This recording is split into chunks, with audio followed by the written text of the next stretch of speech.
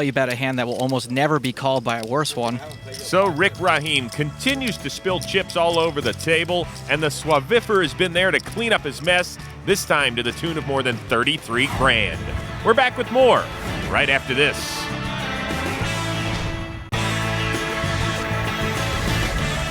Welcome back to the big game.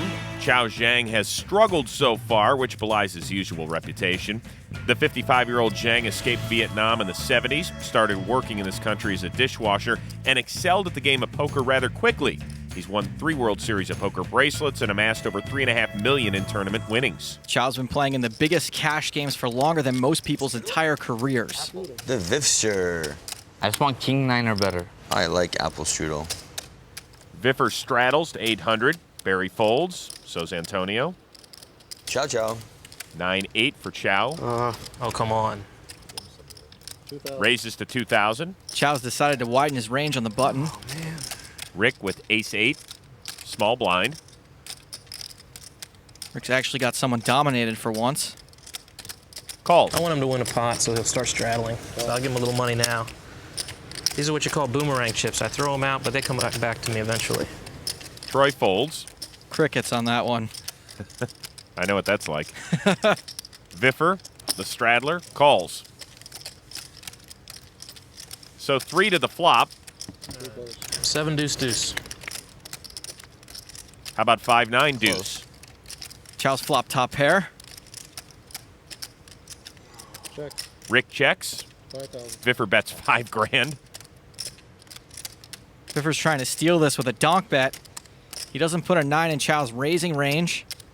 He might think he can get away with it because Chau's been playing so tight. Chau doesn't seem to be deterred. Nope, he raises to 12,000. I knew going in if I didn't nail the flop, I wouldn't have a chance. Rick's out. So now back to Viffer. Viffer's trying to figure out what hands Chau could be confident in on this board. Viffer comes over the top to 30 grand. 3-4. By raising Viffer's flop bet, Chau opened himself up to the 3-bet. What is it? 30? I think I started with 200. Huh? Started the hand with 200. Wow, you bet. Chau also seems to not be able to give Viffer credit for a hand on this board either. If Chau does make the call, it'll be for almost 18% of his stack.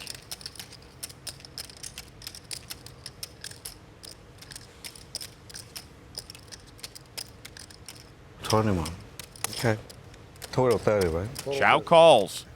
Viffer can't like that call. He's got no pair and no draw. The turn. King of hearts. Viffer's probably wondering if Chau would fold to a bet on the turn if he called the flop. Viffer checks.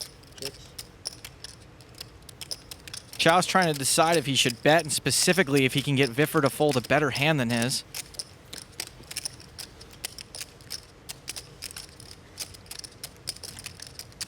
All right.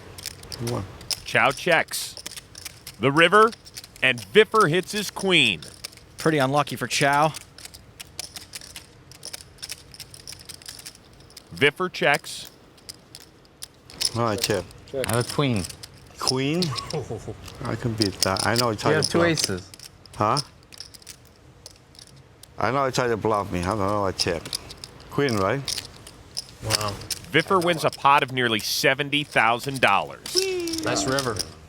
No river and no It fish. has shifted from kings to queens now. Pretty good read from Chau, just got kind of unlucky on that river. Chau's been taking a beating this whole session so far. I check my turn. But dude. No doubt in my mind, my hand is the best. Viffer's got Chau talking to himself as Chau's stack is getting smaller, while Viffer's is getting larger. In fact, let's get you all caught up to date on some of the money matters here at the big game. After Viffer gets rescued on the river, he's up almost 100 grand, while Chau is down close to 50. Meanwhile, the loose cannon, Troy Howard, is at a $36,000 loss right now. We're about a third of the way through the 150 hands for this table, and Troy is almost our biggest loser. In poker, chips are power, so the further he slips, the more he has to rely solely on the cards. Barry Greenstein having a solid run, looking at 4 high and gets rid of it. The Magician's out. King 10 for Chau. I ain't no doubt my mind had to beat. I know, you called. I'll make a bad check on the turn, by the way. Chau raised to $2,000. 6 deuce for Rick Rahim. Calls on the button. Why not?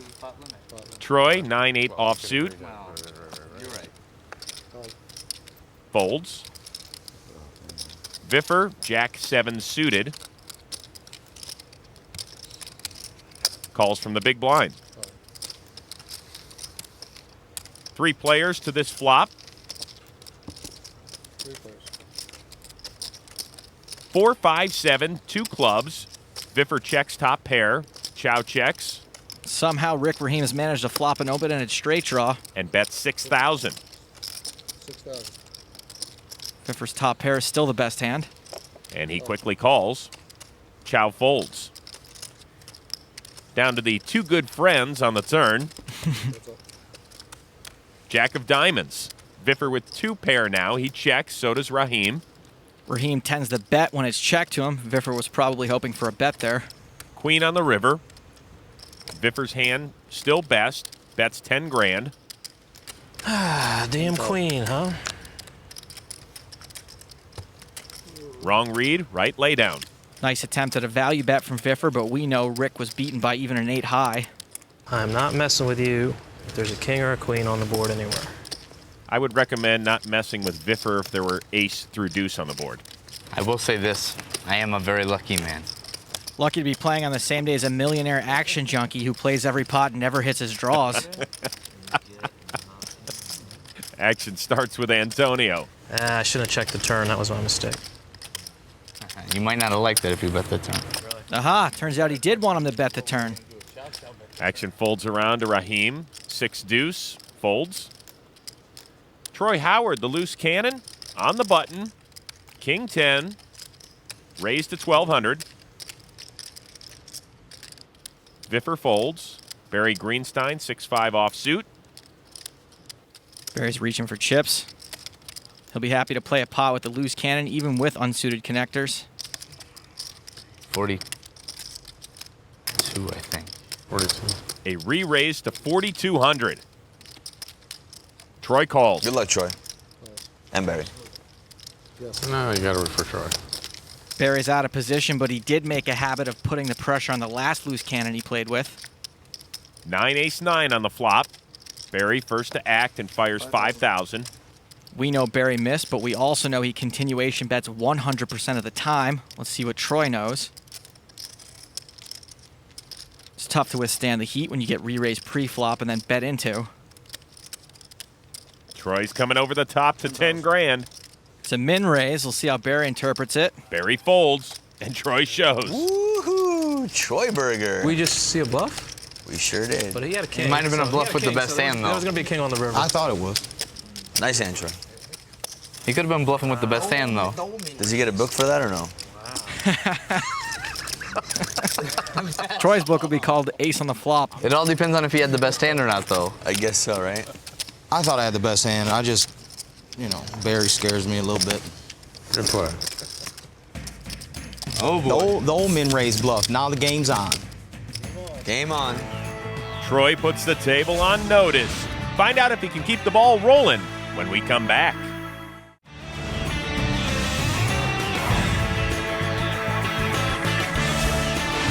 Welcome back to Las Vegas. David Peat, a.k.a. Viffer, has been killing this table, mostly through skill and partly by luck. A few hands ago, Viffer rivered Chau to win a nice pot. And afterward, he allowed us inside his head to go behind the poker face. Leading up to the hand, I'd been up quite a bit of money. I've been playing a lot of pots. People think I'm really aggressive and play a lot of hands, which I do. Chau is a relatively tight player. He's a very, very good player, but he doesn't play quite as many hands as other people do. Chau opened raise. There was a few colors. It wasn't much more for me to call. I had queen 6 off. There was a few players. I decided to call and take a flop. The flop came down 9-5 deuce, which is like a pretty harmless flop. I decided to lead out. Chau raised me, and I thought he would raise me with any overpair, So I decided to re-raise him. At that point, when I re-raised him, I'm representing 2 pair or better, and I really expected him to fold at that point.